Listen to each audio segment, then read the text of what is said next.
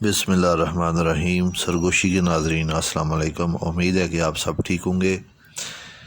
ناظرین، 8ویں سلسلہ امامت کے تاجدار حضرت امام موسیٰ رضا علیہ الصلوۃ والسلام کے فرزند ارجمند اور سلسلہ امامت و ولایت کے 9ویں تاجدار، جنہیں امام جواد بھی کہا جاتا ہے، حضرت امام تقی علیہ الصلوۃ والسلام کا آج 29 ذی القعدہ یوم شہادت کے طور پر منایا جاتا ہے۔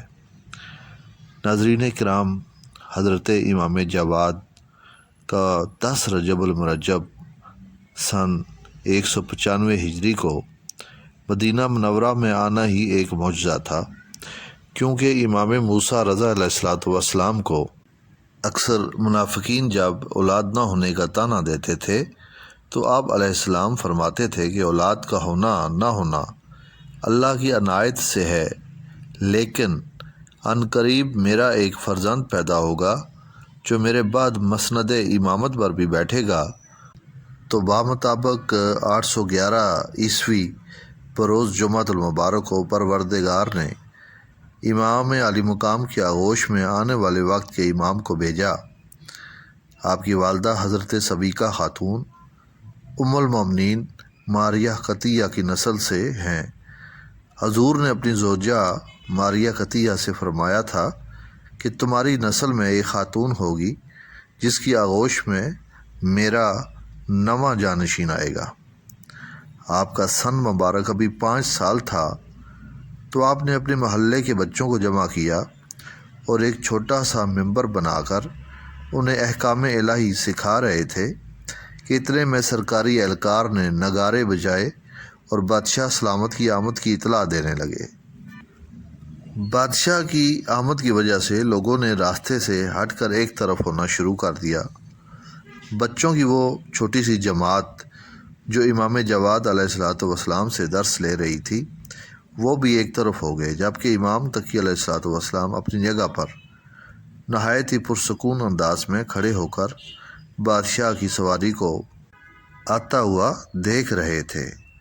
بادشاہی قافلے کے ابتدائی لوگ گزر گئے تو اتنے میں بادشاہ کی سواری امام علی مقام کے عین برابر سے گزر رہی تھی کہ بادشاہ کی نگاہ پرسکون انداز میں کھڑے حضرت امام تقی علیہ الصلوۃ والسلام پر پڑی۔ آپ علیہ السلام کو دیکھ کر وہ نہ رہ سکا اور کہا کہ جب باقی بچے بھاگ گئے اور تم کیوں نہیں گئے؟ یہ سنتے ہی امام تقی علیہ السلام نے پلٹ کر جواب دیا کہ میرا تعلق ہرگز بھاگنے والے گھر سے نہیں ہے۔ یہ بات سن کر بادشاہ نے اپنی سواری روک لی اور پھر پوچھا کہ جب سارے بچے بھاگ گئے تو آپ کیوں نہیں گئے؟ 5 سال کی عمر میں جو جواب امام علی مقام نے دیا وہ بادشاہ کو اور حیرتوں میں ڈال گیا، کیونکہ امام علی مقام کی یہ شان ہے کہ وہ ماں کی آغوش میں بھی ہوں تو امام ہوتے ہیں۔ امامت کا تعلق عمر سے نہیں ہوتا۔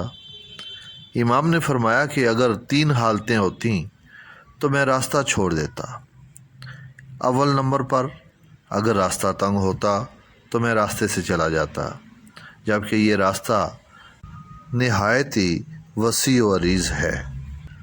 اور دوسری حالت یہ ہوتی کہ اگر مجھے تمہاری ذات کا کوئی خوف ہوتا تو بھی میں راستے سے ہٹ جاتا، لیکن میرے اندر تیری ذات کا کوئی خوف نہیں ہے۔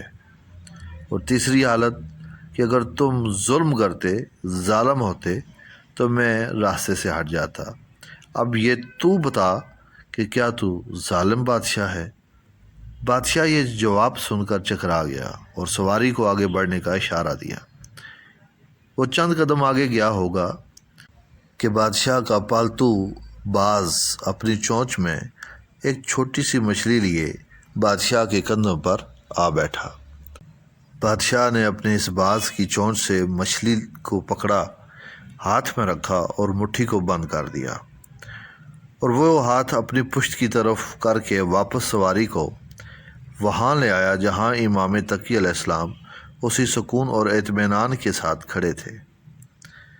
وہاں جا کر کہتا ہے کہ جو آپ نے گفتگو کی ہے اس حوالے سے اب میں یہ پوچھنا چاہتا ہوں کہ میرے اس ہاتھ میں کیا ہے؟ حضرت امام تقی علیہ الصلوۃ والسلام نے بادشاہ کے چہرے کو دیکھا اور فرمایا کہ جب بادشاہ کہیں جانے کا ارادہ کرتے ہیں تو نکلتے وقت ان کے پالے ہوئے باز فضاؤں میں اڑ جاتے ہیں۔ جب وہ باز سمندر کے کنارے اترتے ہیں تو وہاں سمندر کی لہریں بے شمار بڑی چھوٹی مچھلیوں کو کنارے تک لے آتی ہیں۔ تب وہ پالتو باز چھوٹی مچھلی کو پکڑ کر واپس پلٹ کر بادشاہ کے کندھے پر آ کر بیٹھ جاتے ہیں۔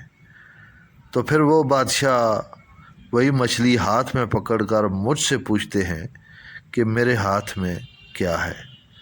یہ جواب سن کر بادشاہ کی حیرتوں کی انتہا نہ رہی، اور امام عالی مقام نے فرمایا کہ آپ کو معلوم ہونا چاہیے کہ میں حضرت موسیٰ رضا علیہ الصلوۃ والسلام کا فرزند ارجمند ہوں۔